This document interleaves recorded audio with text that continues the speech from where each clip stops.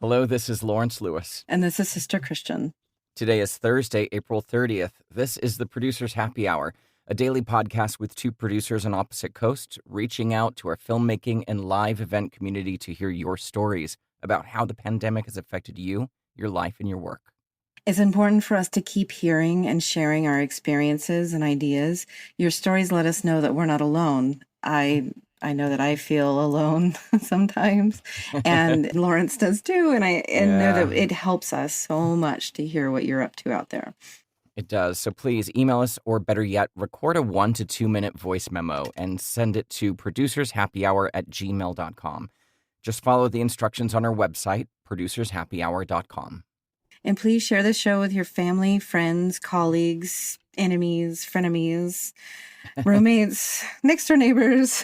We want these stories to be heard. They're human, and we all are humans, and they help. Even if they're not in the industry, I believe they can relate. Absolutely. Christian, today we're having a little lighthearted feel-good show today. Because I think we all need it, right? We do. I know, and yes, I really and Christian Kendrick, yes, and yes, and I know that the song is so beautiful, and our conversation with her is it's so touching and lovely. I wish I could live in the world that she created. Yes, every day. Every day. So her name is Jasmine Ash. Her song is called Same Sun. And she's a writer, singer-songwriter, artist, and she writes for a lot of pop stars. She's got a lot of songs that are placed in commercials and TV shows. And she made this lovely little video with her husband here in Silverlake. They just went around, played the song, and let people dance to the song inside their own homes and film them. And it's so simple. And it's just this little nugget of happiness that we just want to share with you because it made us smile and, bounce along. Yeah. And we thought it would do the same for you. And at the end of this episode, we're going to play that song so you can hear it. But go check out the video. Google it, Jasmine Ash, Same Sun. It's adorable. All right, Christian, it's Thursday. I hear some wavering in your voice. What's going on? How are you? So, I think did we talk about it? I had to take my older cat to the emergency vet on Sunday. Oh, because of yes. He swallowed something. There's something metallic in possibly his colon. So we thought that it did move through his body and that he would just eventually, poop it out. So it's been a couple of days of searching some cat shit for metallic things in my litter box too, because he just stopped eating. Right. And so I just dropped him back off at the vet because he's not getting better. So I'm a little bit wavery today. I'm sure he'll be fine. But I also think to myself too, and this is, I know, sounds a little harsh, but I don't have $5,000 to $7,000 to pay for cat surgery. I just don't. And so I'm a little worried, and I just wish that, we could just, squeeze it real hard and push it out. But that's not how it works. So I'm a little off today, everyone. So our happy show is, again, we have the best intention. I feel like that's my quarantine. Is every day getting up with the best intentions to be, try to, set off with a positive outlook, and then you just get crushed by something. And I don't have any expectations anymore because of being here 6.5 weeks. I have no expectations of what I should or shouldn't be doing. Yeah. But again, I want to be that positive person that I think that I am. And I've even caught myself in the last couple of days when somebody randomly out of the blue calls and they're like, "How are you?" I'm like, "I'm great." And that was before and I'm not. And I don't know why I'm reverting to that behavior, but I guess I really want to, right? Yeah, we all want to. I guess I really want to. And I'm not willing to fake it till I make it right now. No. And we have to give ourselves permission to not have to fake it. Be that way right now. Yeah. Right. And so I'm having a little bit of trouble. But that said, I had lunch, which was ice cream. And that is very good. Glad you did that. And I turned down the volume on the television and just kind of watched Governor Cuomo do his thing, but not listen to him. So I could imagine he was saying lovely things to me, which in turn, well, apparently we have partnered with Mayor Bloomberg and his money Right. to start fixing New York, which That's I'm exciting. excited about. How are you, Lawrence? Top that, bitch. Yeah, I can't top that. You stole the show there. No. I'm very sorry about your Oh. cat. And I know that's a really tough thing to go through, especially if it's a money thing and you can't afford the solution to make that little loving creature better. It's really hard. I've been through it. So my heart I goes out mean, to you. he's also 16. He's 16. Mm-hmm. He has lived Yeah. a fantastic life. He was a street cat. So, there's that. And as we discuss, and you guys will get it later, the little sneak peek, Jasmine has a dog, and the dog apparently suffers from a bit of, social anxiety.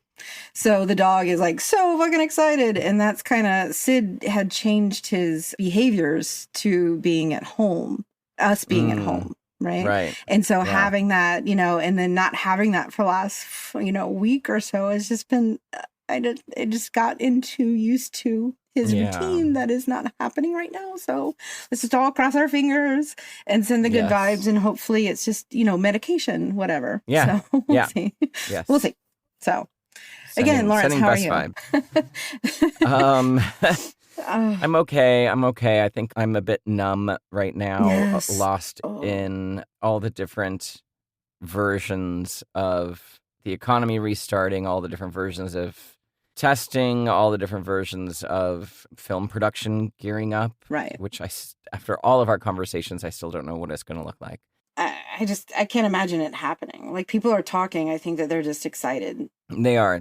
And I'm sure people are putting people on hold. I mean, The Voice is going back. They're starting to shoot again. The Voice. I think it is being done remote. Yeah, I think it's being done remotely, but that's interesting.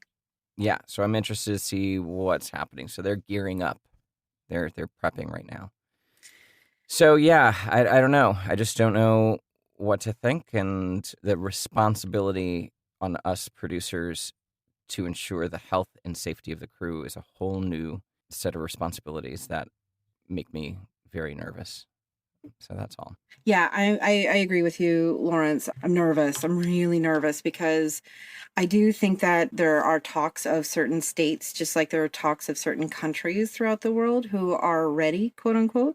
But again, Wuhan, they opened up and now they're having the problems again. We're seeing Germany. We're seeing, like in 10 days, like I think that we should all just take a deep breath and wait 10 to 15 days to see how Georgia, Florida, Nevada, those places do, Texas. Yeah. Before we start, sending people out into asking people or offering them money to go out and work, that money that they need. And it's, again, a privilege to say, to wait. It's an absolute privilege to say, please wait. Mm-hmm. Yep. And we get that. Do you want to wait or do you want to die?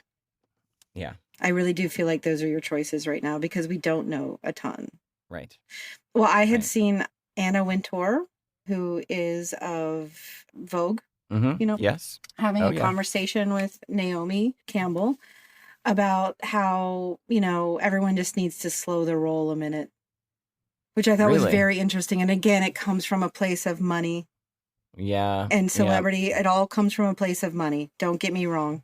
But I mean, they're just, telling fashion designers, quote unquote, to slow your role because we're not ready yet. And like, I understand that this is everyone's livelihood. But again, it's time to, hopefully we're doing the work right now to rethink and restructure how we value ourselves and society and other humans. Yeah.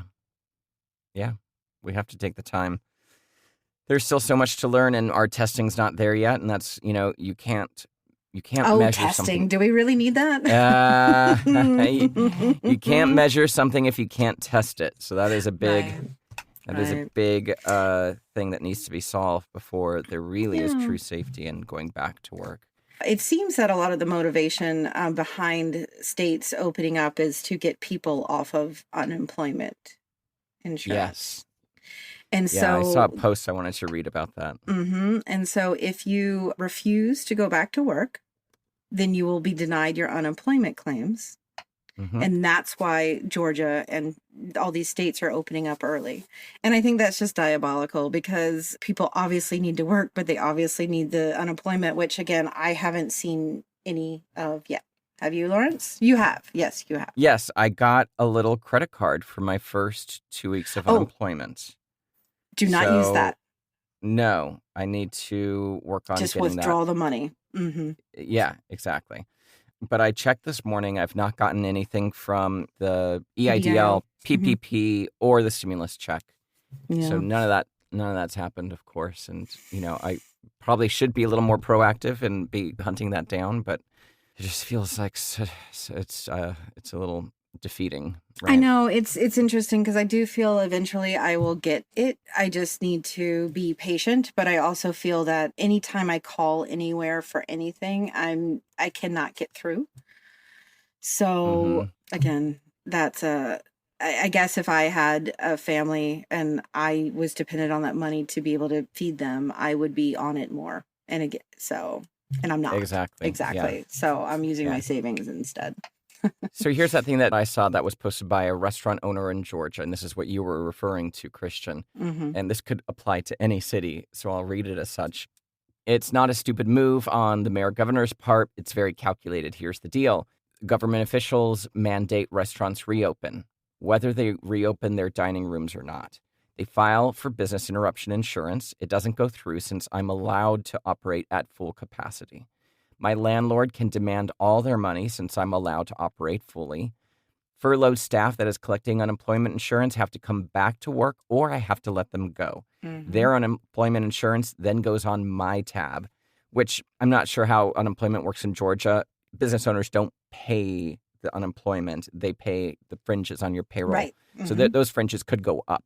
And I think that's what they mean. Oh, I see what that. Yeah. Right. Yeah. They makes don't. sense. Your former owner doesn't pay you directly your unemployment. Right. Yeah. It comes from a fund that they've paid into and you've paid into equal parts. So I think that's what they mean, that their unemployment insurance will go up if things blow up again in terms of viral outbreak. They are still on my tab and not the state's since they are no longer employed. Guys, this is about screwing the working class and the small businesses, not about helping us out. Yeah, and that is the fear too in the big meat packing farms. Yes. I do have to say I heard an interesting response, and I pointed this out to Christopher yesterday. I said, what was it? Tyson Foods is threatening that there's going to be a meat shortage very soon on our shelves, grocery store shelves. However, I've heard a counter argument to that, and that was a very calculated statement at the time to instill a little bit of fear and to get the administration. They're thinking it sounds like it's code to the White House to use their Emergency Production Act to command them to continue operations, which keeps that plant going and keeps them working. And it could loosen the restrictions that they are required to be able to operate under. That's all theory. So don't take my word on that, but it just seems like a little bit of a scare tactic from some of those meat producers. Right. And whether it's a scare tactic or whether it's the truth, either way, what's going to happen to the workers is they're either going to be forced to work in unsafe conditions or they're going to be laid off and not be able to have unemployment. Either way, they're going to be screwed. It's a tough one. Gavin Newsom's coming under some criticism over here. Yeah. Advocates for seniors and disabled people blasted Gavin Newsom's administration last week for advising hospitals to prioritize younger people with greater life expectancy for care during the coronavirus outbreak. I've heard this before. I've heard it from maybe it was all in theoretical, but he actually gave the order. So that's not great. Later, that order was rescinded. And all that was left was a statement saying California's commitment to prohibiting discrimination and promising that the administration would revise what had been previously labeled as the final recommendations to ensure that they reflect our values as a state. So his recent waffling on this thing is bringing back some of the criticism that he had in the beginning of his term. So he's a little bit under fire there. I think everyone's a watchdog right now. Everyone wants to make sure everyone's doing the right thing. So, of course, he's going to get criticized, like a lot of governors are getting criticized. Everybody has time to sit at home and be the watchdog. Yeah. Very true. Just like, and just like Mayor de Blasio absolutely deserved everything that he got for tweeting about the Jewish community. I do think, though, that if he would have had, no defense of him whatsoever, I do think that if he would have taken a deep breath and thought for 5 more minutes before he sent it, he would have been okay, too. So we're all kind of heated right now, for sure. Yeah. One more thing before we get to our interview. I saw an article somebody wrote on Medium, Jim Cummings, who is a Sundance and South by Southwest winning filmmaker. He wrote this article called Hollywood versus the Virus. I think it's a little bit of an extreme view, but it is stating how we are not even close to be ready to set foot on set. Which we know. So it starts off with some facts. Coronavirus is extremely contagious, and the mortality rate is between 1% to 4%. Surviving the virus does not prevent the possibility of reinfection. Right. A vaccine or new medical treatment that would drastically limit the mortality rate would be the only ethical way to return to populated workspaces, such as ours, such as film production. Any ethical job sites would have to require every employee and person they engage with to be vaccinated or tested and quarantined on site. So if we're talking about people have to be quarantined for 2 weeks before they start even a commercial here in their hometown, what about the rest of their family? Yep. The fastest vaccine ever created was for the mumps in 1948, and it took 4 years to manufacture. The fastest projection of a vaccine being distributed 300 million Americans is 2 years. Yes. So a lot of facts. And then he goes on to talk about how the fact that film sets are petri dishes. We use buffet-style dining. We work in spaces with shared air conditioning. And as we know, air conditioning helps spread the virus. And unlike a lot of industries, we require people to be jammed together to shoot something. And when you have a whole group together, we call them their set colds. They're set colds, right? Yeah. They go around. Yeah. We all get one. Especially on films. Ugh. So it's kind of a known entity. Then there's all these questions about insurance, right? If a company organizes a production and someone catches the virus on set and passes it to a relative, this is what I was saying in a previous podcast. If somebody gives it to a relative, not even anyone involved in the film, now you've opened up the film and the studio to all kinds of lawsuits. So he's echoing this concept that I had a while ago. Because even if the crew signs contract waiving their health and safety, which nobody should be signing those contracts, it would not prevent a lawsuit from one of the families that it was transmitted to. So it's a great article. He goes on to talk about our audience is going to go back to theaters. If not, blockbuster movies aren't going to make the kind of money they make. And then he's predicting that there is going to be some kind of ageism when people are looking to hire, somebody on set. Well, and it's like, are you going to hire the 50-plus guy or are you going to hire the 30-year-old? That's a tough one because honestly, in this country, it affects... I hear the ageism thing, but that would be crazy because it's been affecting 30 to 40-year-olds by stroke. Yeah, true. But I think maybe for the less informed. Right. The less informed would be like... There could be some... ageism. Bias, yeah. Well, just so everyone knows out there, it affects men more than it does women. So that could be a big push to have a gender bias going on. There you go. Not that I'm for that. So just throwing it out there, folks. That was Jim Cummings' article in Medium. You can search for it, Hollywood versus the Virus. I'll throw it in the show notes so you can read it. But it's interesting. It is extreme on its opinion, but hey, he's not wrong on the facts, right? I know. And I think that the, again, ants in the pants that we've been talking about, especially this week and the end of last week, has started to receive not backlash, but just the counterpoints, which I'm interested in starting to see. The counterpoints being, no, we're not ready, or no, people aren't ready. People themselves will stay home. Yes. And the quality of crew that you're going to get is either A, professional and desperate, or B, unprofessional and don't care and desperate.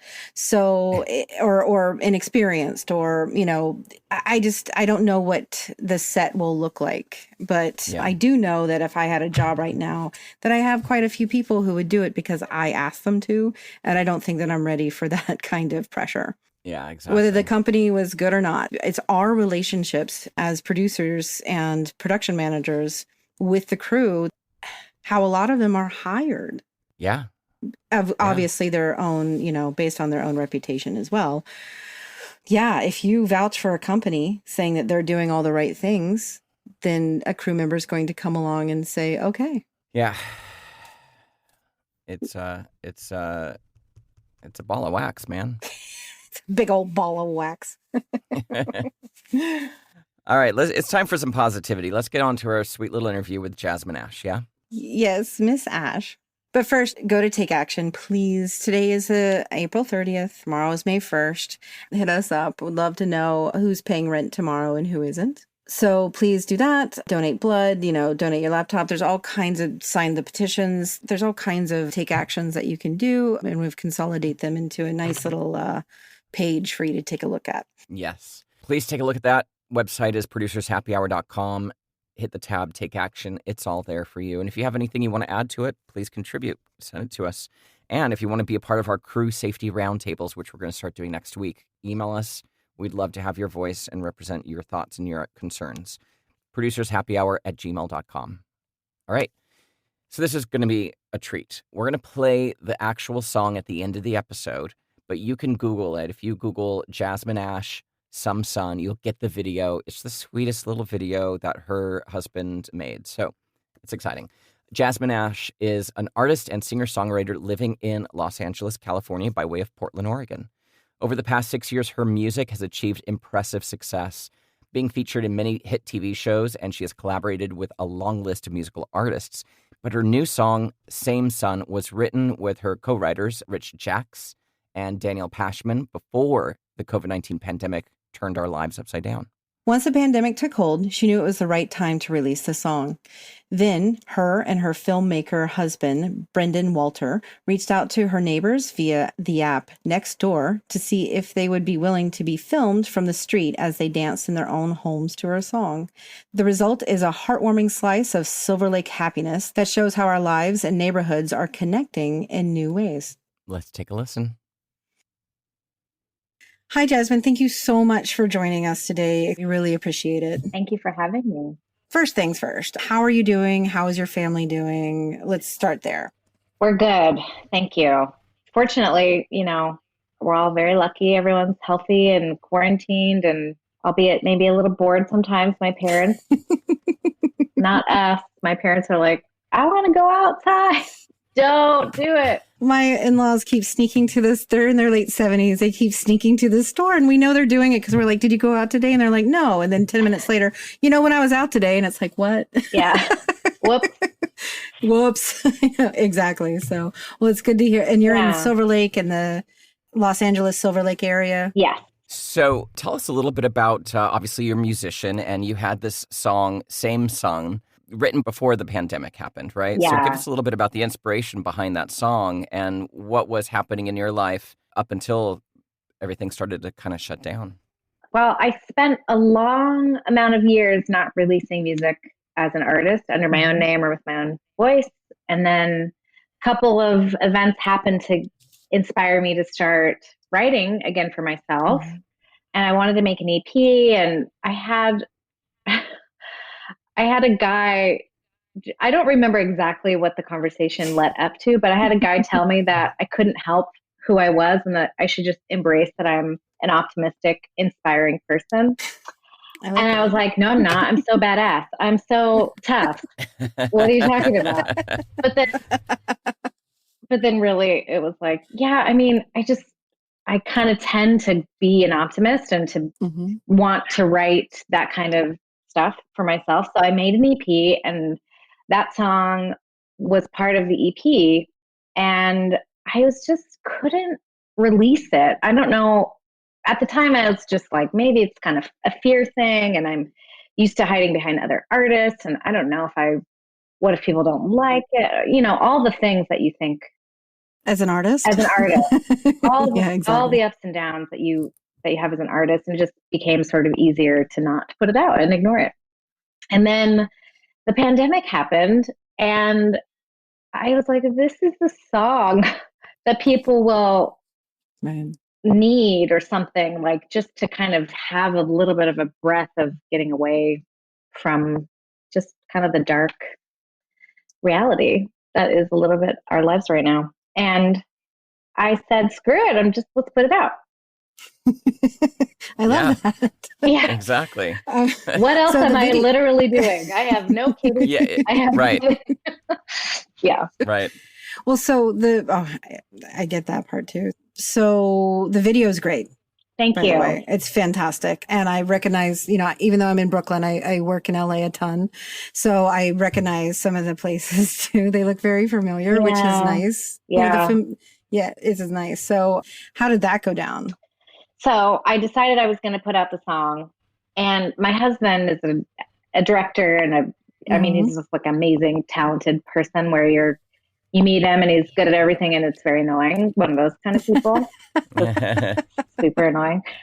And we had talked about a couple of different ideas for this particular song because I knew I wanted to release it at some point. We had these other ideas that were complex and might cost some money, and like then the pandemic happened and it was not an option. None of that was an option anymore. And so I can't even remember if it was him or if it was me, but it was right before everyone kind of started needing to wear the mask. So 3 weeks ago, maybe. Yes. And we thought, why don't we try something? It's just me and you. Everyone's at home. Let's get them to walk around and dance and like be authentic to this song. And I had no idea if anybody would respond. I put an ad out on Nextdoor. I reached out to some friends that I thought might be into it. A lot of people said no. Yeah, of course, a lot of people said no, but a lot of people said yes. Well, I think that they're doing their own, they're doing their own pandemic, right? Yes. Well, did you know the people, or they responded to your ad? About half of the people were strangers. I love that. And I mean, the response actually on Nextdoor was amazing. Another cool thing was when we were out, it's just me and my husband with his camera and on a tripod and just me in a mask. And we're like, and your dog. And your dog. Lewis can't be home alone, so he has to come everywhere. Okay. I bet he loves this non-separation anxiety that he's been feeling for 6 weeks. The time of his life. He is so stoked. So we had actually a couple of people from across the street who were like, what are you guys doing? And we were like, we're making a music video. Do you want to be in it? Yes. And so other people in the neighborhood, we ended up going to their house, getting their number and going to their house and doing the thing. Yeah, it was quite an emotional process for me. Like I didn't totally realize it until now or the few days ago where I was like, wow, that was really emotional because of the reality of seeing people in their home, like obeying these quarantine laws and some of them feeling really stressed and scared and having these conversations with strangers like that. You know, I'm so glad we did it. I mean, I'm so glad we did it. Yeah. I saw it on Facebook and, in one of the Los Feliz Silverlake groups. And I've been in this neighborhood for a very long time. And it really warmed my heart because it's a small slice of, I think, what's happening in a lot of neighborhoods all around the world, that our worlds had just instantly got very, very small. Yeah. And now, it's like, okay, now you're just looking around on your street and that this is our world now, is our little homes, our little street, our little neighborhood. And we're, hopefully concerned that everyone is doing well, looking out for each other in new ways, even if we don't even really know our neighbors. I know. Which, like you said, a lot of these came through Nextdoor, so you didn't know many of them. Yeah. But now, do you feel like your neighborhood has shifted in new and interesting ways? Or Oh man, it's so cool. I mean, I have a lot of these people's phone numbers now because I had to coordinate, scheduling. Your quarantine friends. Yeah. And I honestly, too, I didn't know. I mean, you never know how people are going to respond when they see something they think is happening and they see it and it's a totally different thing. And I didn't know if anyone was going to write back and be like, don't put me on that. Like, I didn't say yes to this, but just having people respond with, wow, I had a really hard day and that brought me so much joy and I'm going to share it with my mother and these people and it's going to bring them joy too. I mean, having that connection without alongside people that's not my immediate dog and husband is so important. It's been important for me to have that human connection that like, I didn't know I would feel that way after just doing something that wasn't even that big of it was easy. It was really easy. It was 10 minutes at everybody's place, maybe 15 minutes, you know. That's the thing that's so cool about it is the simplicity of it. Yeah. And the simplicity is a daily simplicity that we walk by and ignore every day up until now. Yeah. Right? Yeah. And now we're just turning our eyes and focusing on it and looking at the beauty that is right in front of our faces. Absolutely. Every second. And what a silver lining. I mean, what a positive thing to come out of something that none of us could have ever anticipated. Yeah. An unprecedented time for every single human being. Just to have. We're all feeling the same way. We're all feeling the same way. We're all in this same similar circumstance that feels crazy. And, you know, I know that you say that it was something easy that you did. And it is simplistic, but it wasn't easy for you guys to like leave your house and to contact strangers and to do all those things. I think it takes a lot to make that happen. Yeah. Because you're not only relying on yourselves, you're relying on people that you don't know. Yeah. No, that's true. That's true. I think you did a lot. As a musician and as a performer, do you perform live or had you performed live? No, You're not a live performer. No, okay. I have never. All right. Actually, come on. And I think, you're great. No, I was in a band and we played and we toured and we had great success and it was super fun. And then got into somehow writing for other artists. I mean, I know how. I just got a couple of songs cut by other artists and I was like, you can do that? That's so exciting. Right. So I've spent like the last 8 years writing for others. And just last year started putting out a couple of songs under my own name and with my own voice and haven't played a show yet. I might. I've been threatening. I don't know. It makes me really nervous. That fear thing that has been a big part in why I haven't really pursued my own thing. Well, somehow, once the pandemic hit, the fear seemed to dissipate. Yeah. And allowed you to put yourself out and create this sweet, honest, emotional little video. And you put it out there to the world. So I think that fear has no basis. And I think you need to charm us all with your voice because it's a lovely message. Oh, thank you. Yes. I appreciate that. It really is. Yes. So because of that, you know, the video brought us a little bit of hope and joy. And that's something, you know, we're two producers. We work in film production and commercial advertising and all that kind of stuff. And the future is murky. Yeah. The future is murky. For everyone. And so, you know, our show gets bogged down in a lot of unhappy details and the technicalities Anxiety. of what life looks like coming out of this. So for you as an artist, do you feel that this pandemic, this episode, changes your view as an artist and maybe shifts your creative lens in any way? Gosh, I mean, yeah. I mean, my daily life has totally changed. I spent 5 days a week in a studio with other people. I mean, that's the way I make my money. You know, that's what I have built my career on. Yeah. So what does that look like? And can we navigate? And I kind of feel like this is happening and we will find a way. I mean, we will find a way and it will shift and it will look different, but nothing is permanent. Right. Nothing. It's sort of up to the individual self to go with that flow and be open to new ways of what you think is your own reality. So along those lines, would you have any advice for creative folks out there? I think like the biggest thing that I have learned for myself is that being okay with being in your feelings and not to force anything, not to force that I have to do this, I have to be creative, I have to be productive. Right. That I just feel like you can burn out and it's not.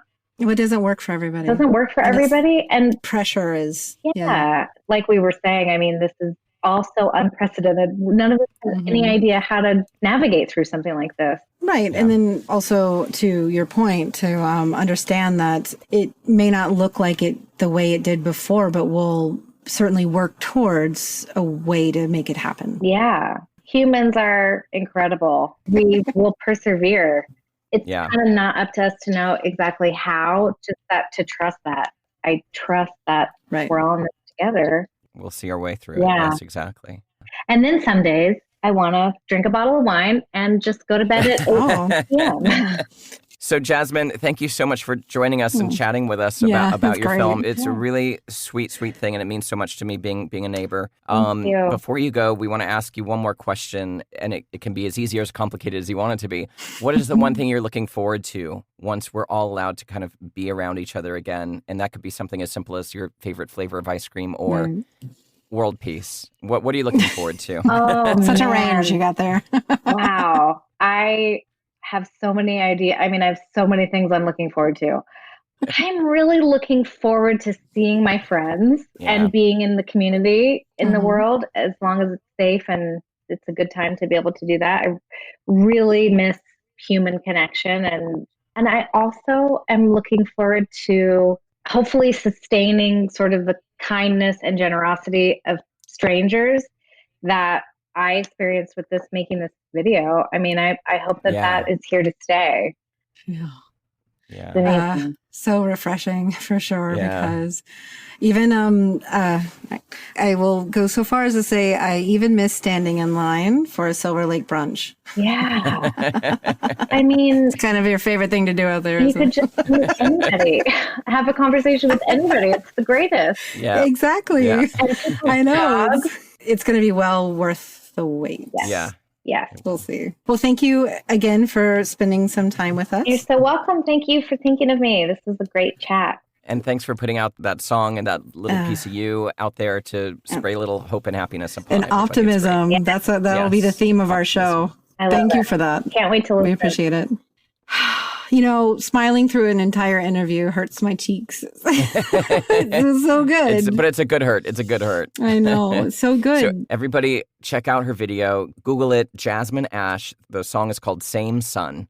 And it's really sweet. It's all shot in her neighborhood here in Silverlake. And it's adorable. It just is a little good time feeling. It sure is. Yeah. And we all need that right now. We do. Yes. So, Lawrence, this show was edited by and co-produced by Rob Blumke. Yes, and the artwork and logo design by Christopher Daniels. And our unused but amazing music was composed by Kyle Buccia. Thanks for listening. Stay safe, stay connected, stay active, and please stay home. And grab your phone right now, clean it. Yes. Right now. It's disgusting. I'm telling you, I'm judging you. And don't forget to wash your hands. Don't touch your face. And if you're going outside, respect everybody and wear a mask, please. And be sure to send us your emails, your voice recordings. If you want to be a part of the crew safety roundtables, hit us up, producershappyhour@gmail.com. Lawrence, how do people reach you directly? They can get me at lawrencetLewis.com or for voiceover work, voiceoflawrence.com. Christian, what about you? I am at sisterchristianproduces.com. Soon to have, because I've been working on it all week. Yes, I can't wait. Premiere website coming out. And some of the, the 3-year-old stuff will be gone. All right, everybody. See ya. See ya.